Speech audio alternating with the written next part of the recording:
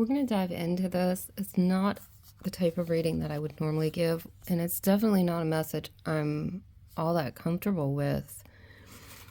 We do have, I'm going to get into this from the Wild Unknown archetype, the fairy deck. This is basically the Lenormand deck, only I kind of created my own here. There is something very potently deceptive that falls onto the feminine, and it's really important to kind of like work the way through. I don't even know if I'll post this because I'm really not that comfortable with the message, but those are the cards that came. We're going to just take a look at the layout here, and I want you to focus. We're going to look at, like, we did have the woman card out, the man card came out. You can, transfer genders as needed. In this particular deck, I do actually have the masculine and feminine energies without labeled, and I do have 2 cards for non-binary, and I do have a double of man and woman, so that the cards can come out if there's 2 men involved, 2 women,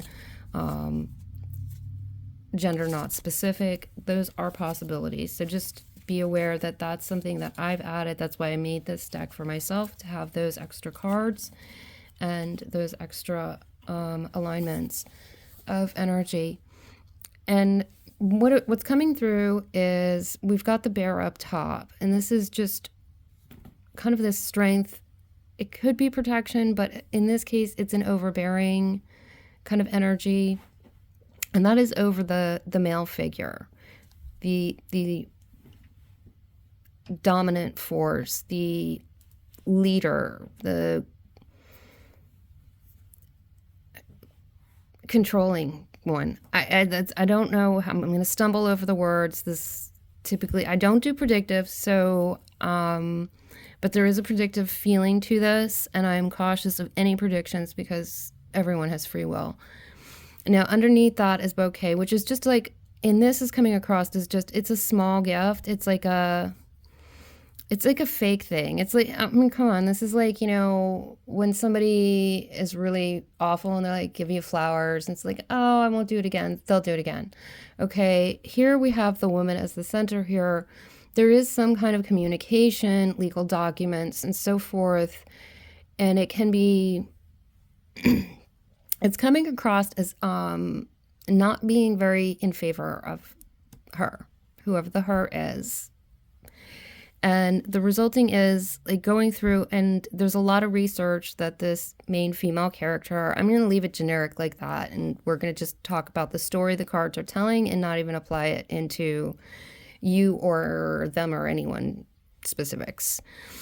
That this female character is going to have to do a lot of research, and there's hidden information, and it needs to be dug up. The kind of confliction here between the two that's going on, we do have the mice card, which is loss, decay, kind of stress. There's a lot of anxiety, inducing fears, and this underneath it is the heart card. And the deceptiveness here seems to be like the male figure is trying to say, oh, I'm this great person who loves people and I'm here to protect you.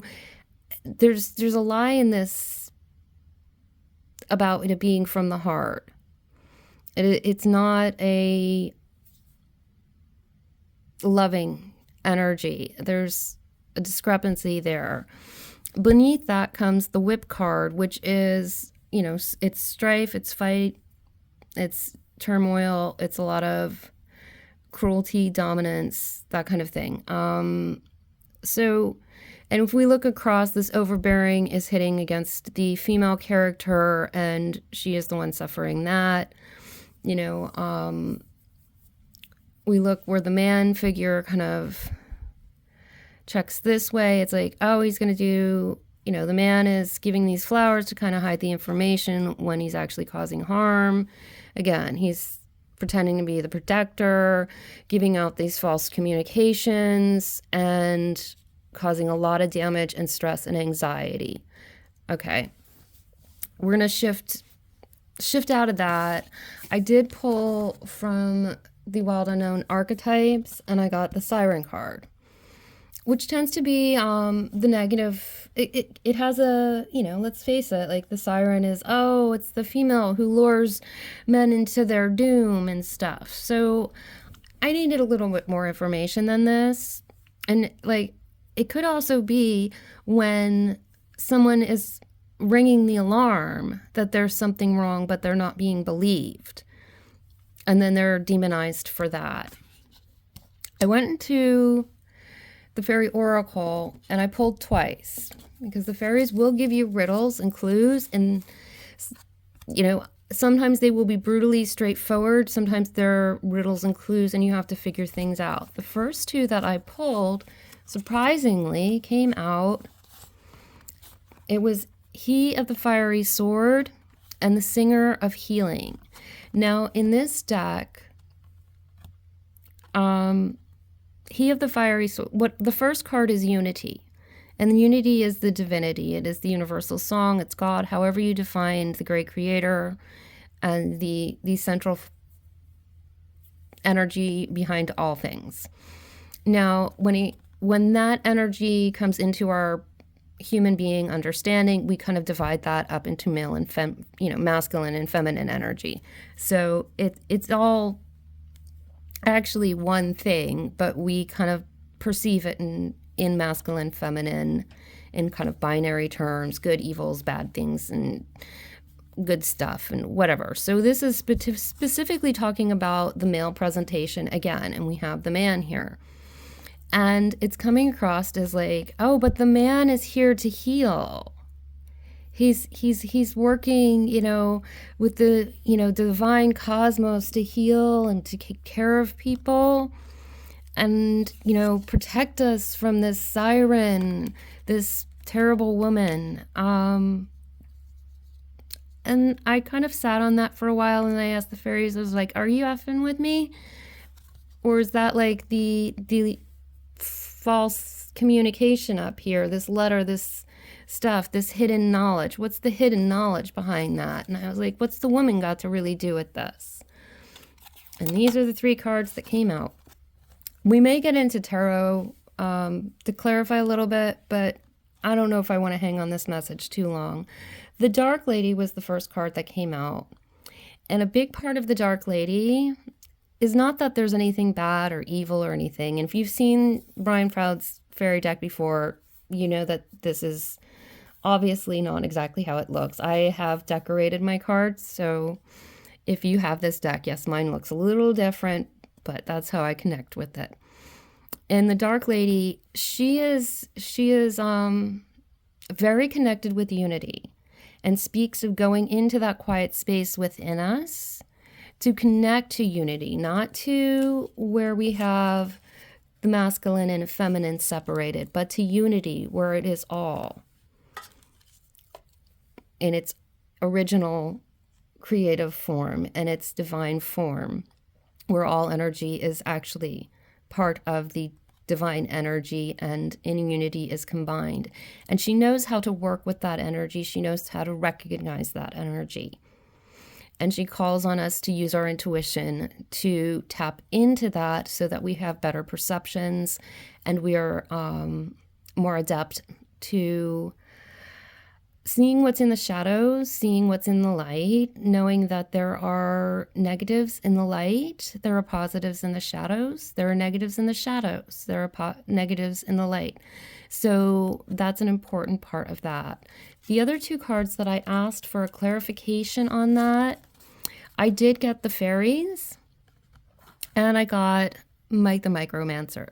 Now, the fairies, one of the things that they do talk about with this deck, this archetype, it is about really reaching out to community. If you don't understand, someone's background or they seem different from you, get to know them, get to know your neighbors, get to know people who aren't your neighbors, people that you didn't normally hang out with, learn their stories, share your story, develop these positive bonds between those in the greater community that you might not necessarily readily interact with. It's expanding our connection to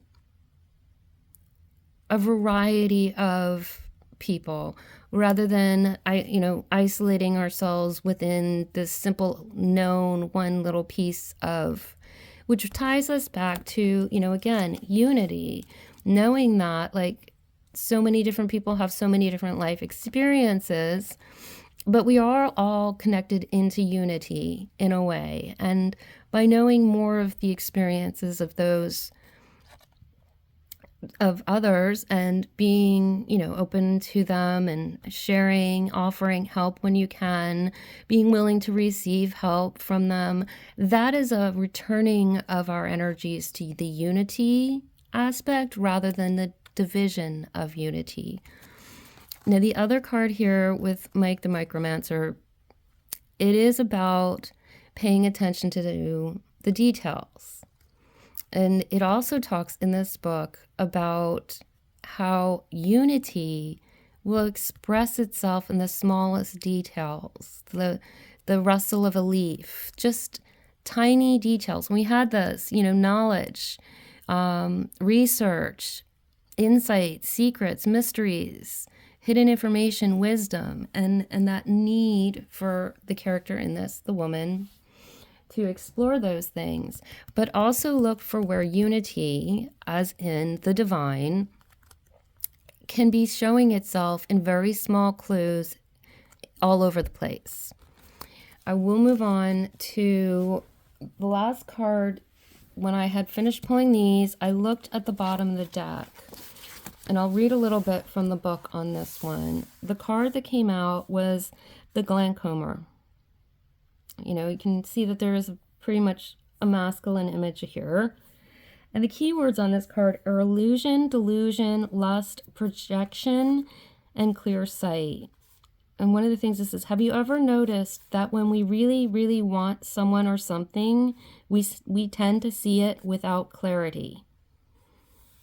The object of our lust looks flawless and glamorous, which should tell us something right away, but it usually doesn't.